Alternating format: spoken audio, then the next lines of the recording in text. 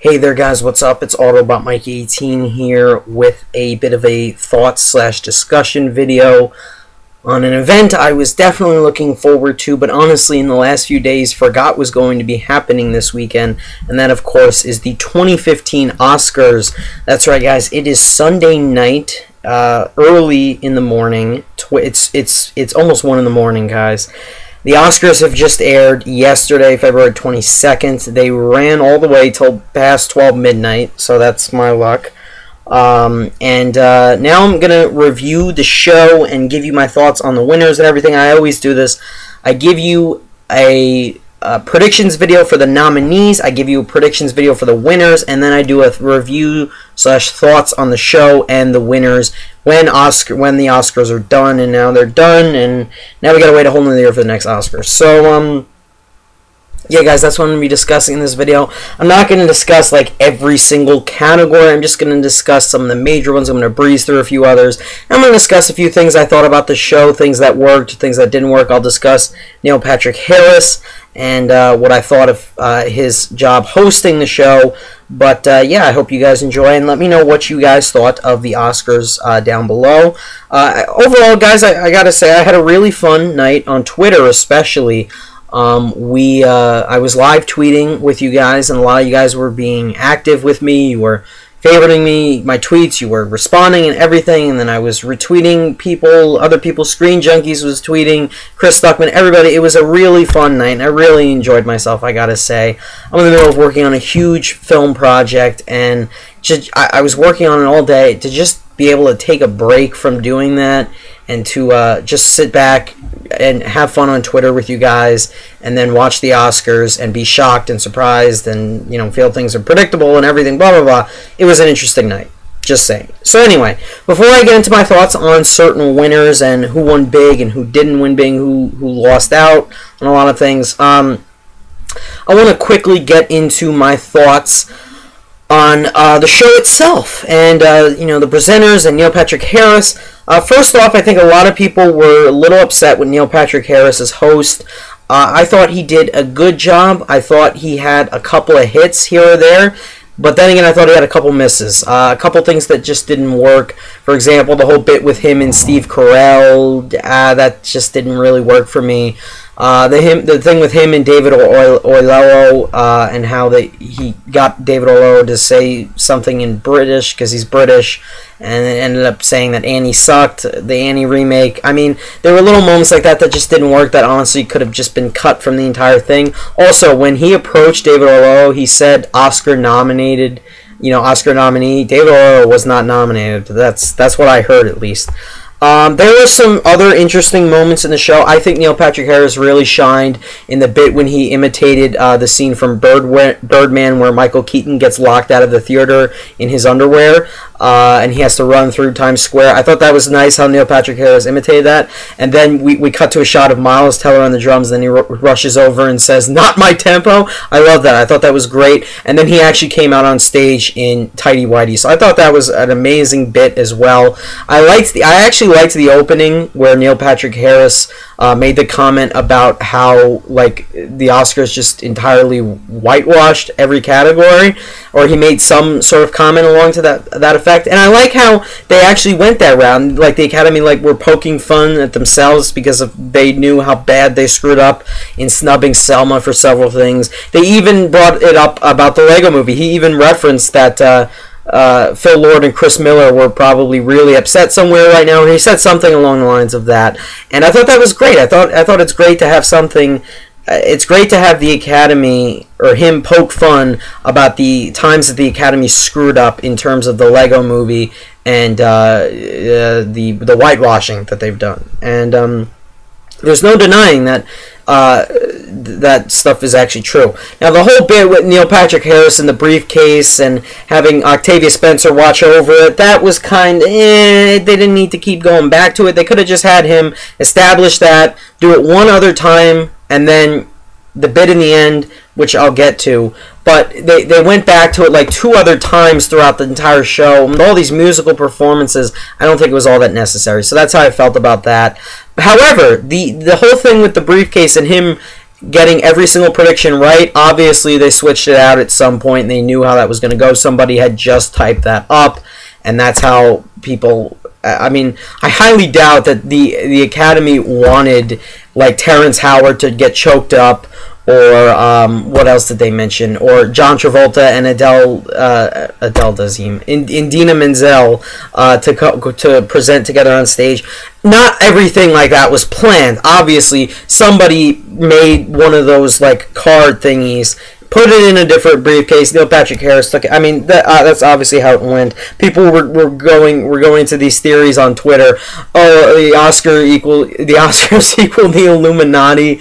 I think Jeremy Jones tweeted that the Oscars just screwed themselves by having every single thing staged. You know, but obviously it was fake, guys. It was a gag, and I think everybody realized that. But I think that whole briefcase, it paid off in the end, in my opinion. So Neil Patrick Harris, was he as good as Ellen DeGeneres last year? No. Was he as fun as Ellen DeGeneres last year? No. Was he as good as Seth MacFarlane? I'm not going to go through every single Oscar host. No. But he was still a decent host, not one of the best to have, but he wasn't a James Franco and Anne Hathaway. Sure as hell was funnier than that. I even love how he brought up Gone Girl. Screw you, Academy, still. As for other funny moments in the show, I think one of the funniest moments of the show, I cannot remember who said this to Kevin Hart, but Kevin Hart, I'm going to go on Twitter because I tweeted this because I thought it was genius. Kevin Hart and some actress went out on stage together to present Best Animated Short Film, and the actress, I can't remember who it was. If it was Reese Witherspoon? I don't know. I want to say it was Reese Witherspoon, but I'm not sure. Give me 1 second, guys. Reese Witherspoon. No. I can't find it. Come on. I can't find it. Yeah, I can't find it. Anna Kendrick. There we go. Anna Kendrick. They were presenting. Anna Kendrick and Kevin Hart were presenting Best Animated Short, and she referred to Kevin Hart as animated and short. I thought that was genius. It was funny. It got a laugh out of me. By far, one of the funniest moments of the entire Oscar show was the whole John Travolta and Indina Menzel reunion. How she messed up his name. He came back out and he was touching her face way too much. But I thought that was great. There were a lot of really interesting moments in the show. The In Memoriam tribute was nice, even though a lot of people were complaining they left out a lot of people, and I agree, they did. They left out Harold Ramis, Joan Rivers, a lot of people got left out, and if anybody asks what happened to Philip Seymour Hoffman, I think they put him in the last year's tribute, so that's all good. As for the musical performances, they were great. The Everything Is Awesome one was great. The Glory performance brought David Oyelowo and what's his face, Chris Pine to tears, and it was beautiful. I'll get into Glory later on, but yeah, that was a beautiful performance. Everybody was raving about Lady Gaga's performance, but honestly, one, I'm not a Lady Gaga fan, and two, they had dragged the show out so long, I honestly just didn't even care about her performance. You know, I mean, they bring up The Sound of Music with the show. There's supposed to be 10 minutes left of the show. It's like 11:20, and they have Lady Gaga come out and present the Sound of Music. She's singing the thing from The Sound of Music, and I'm like, guys, the show's supposed to end at 11:30. You still have 7 awards to present. What are you doing? Okay, I mean, there were moments like that you know I wasn't happy with. You know, things that just didn't work for the show, namely the musical performances. But that's basically everything. Most of the presenters didn't bother me or anything like that. Trying to think of other fun moments in the show. The end with Sean Bean presenting best. Sean Penn, excuse me, presenting best picture, where the green card thing, that was funny. Yeah, all of that worked. There was a great commercial, Apple commercial. Martin Scorsese was narrating it. It was perfect for filmmakers. It really inspired me and hit me hard. But yeah, the presenters, everybody, I'm trying to go through all my tweets to remember anything. I think the biggest complaint I have with the show could have been a little bit funnier. Neil Patrick Harris, not all those jokes hit. and there were way too many musical performances. I'm like, come on, guys, it's not the damn Grammys. Enough, okay? Another thing I really liked, I want to quickly bring this up.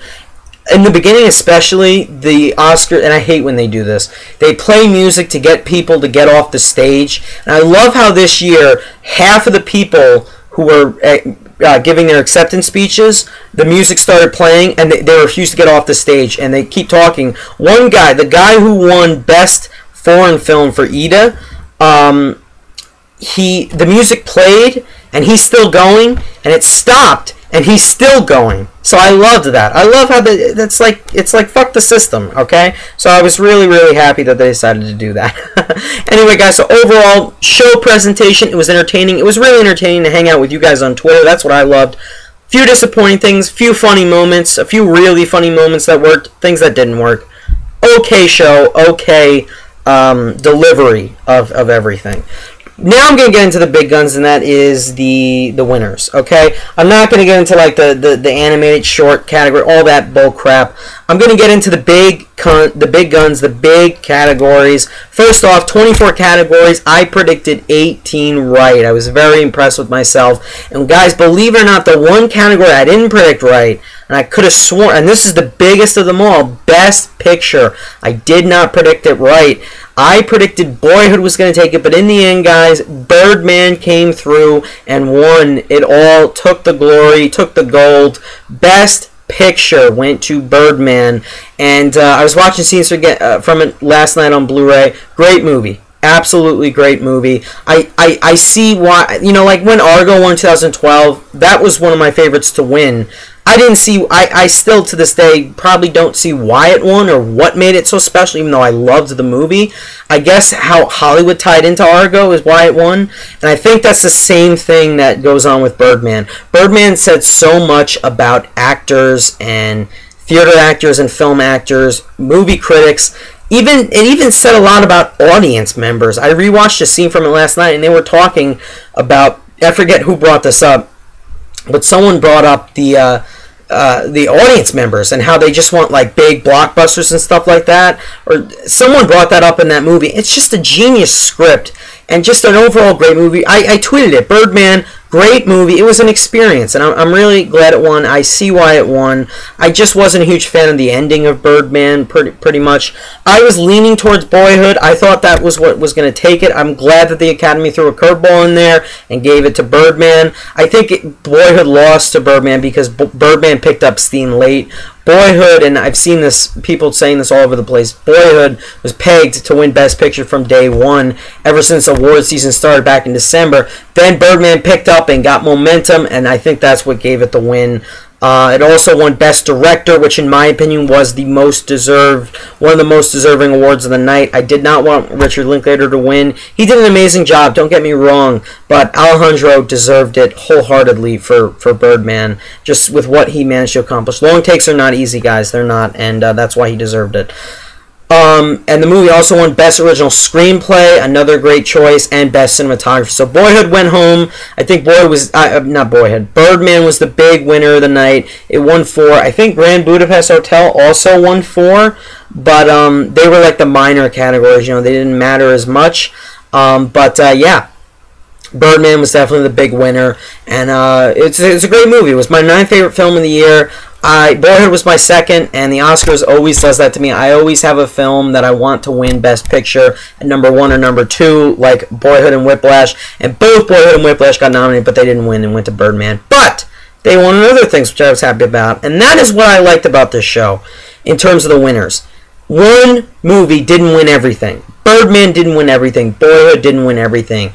Imitation Game didn't win everything. It was balanced for every single movie, and that's what I loved about the show and the winners. For example, Boyhood only ended up taking home Best Supporting Actress for Patricia Arquette, which I think was expected. But I'm glad it won something. Had it gone home with nothing, I would have been very disappointed because it definitely deserved something, and she was amazing in the movie. Also, the Theory of Everything, Eddie Redmayne went home with Best Actor. Not that I agree with that. He was great, don't get me wrong. I would have loved Keaton or Benedict Cumberbatch, but Eddie Redmayne was still fantastic, undoubtedly. Julianne Moore took it for Still Alice. Anyone bitching about Rosamund Pike losing for Gone Girl, Rosamund Pike was great. Okay, she was. I'm not denying that. I'm not denying that at all. Julianne Moore nailed the role of a woman with Alzheimer's. She nailed it, okay? I can connect with that person so easily, and because that hit it home for me, and that I connected with that on a personal level, she deserved the win. By far deserved the win for Best Actress. I'm sorry, that was well deserved. I predicted that right, actually, because I knew it was obvious she was going to win, and she deserved it. And then, yeah, so Boyhood won Best Supporting Actress. Still Alice won. Julianne Moore won. Theory of Everything won for Eddie Redmayne. So I like that little balance right there. We get each of those movies, all three of those movies, all great movies, they each won something, and I like that. Then we had, and by far the award for the best speech of the night goes to the guy who wrote The Imitation Game. Graham Moore won Best Adapted Screenplay for The Imitation Game. Birdman took Original, as I said. And I predicted Imitation Game was going to win, and I was right. I was really shocked. I thought they might give it a Whiplash like last minute, but I thought deep down, you know what? I think they're going to give it to The Imitation Game. I'm glad they did. It won the WGA, the Writers Guild, and I'm really happy Imitation Game went home with something, and it did have an amazing screenplay. I mean, Whiplash was my favorite movie of last year, but Whiplash won 3 other awards that I'm going to get into very briefly, and that is, I was happy with that, so I didn't really care that it didn't win Best Adapted Screenplay, even though the script was great. I wanted The Imitation Game to win something because it was my 7th favorite of the year, and I knew it wasn't going to win anything else. Graham Moore's speech probably brought everybody who watched it to tears. It tied in not only so well to Alan Turing, but he went up there and said something so damn personal, and it just hit me right here. Best speech of the night goes to Graham Moore. By far goes to Graham Moore. If you haven't seen the speech, YouTube it, Google it. It should be on there. It's freaking beautiful. That's what it is, guys. So yeah, Grand Budapest Hotel was another big winner of the night. It won, I think, 4: Best Production Design, Best Costume. I think Costume. Help me out here. Yeah, I think it was Costume. Best Production Design, Best Costume, Best Makeup, and Best Score. Yeah, I want to. Yeah. Yeah, I don't think it won. No, it did not win anything else. So yeah, that was Grand Budapest Hotel. I haven't seen it, so I'm not gonna say anything about it. The only thing I disagree with that is Best Score. Interstellar did not win anything apart from one thing, which I'll get into. But the one that I wanted it to win, honestly, the most was Best Original Score. In my opinion, it was one of the biggest mistakes the Academy has ever made. It honestly was the biggest disappointment of the night for me. You know, Birdman winning, I was happy with, you know, all those things, even though I didn't predict certain things right. The number one thing that upset me was Interstellar losing Best Score. And I knew it wasn't going to win, but I thought it was going to go to the Theory of Everything. It didn't even go to the Theory of Everything. It went to the Grand Budapest Hotel.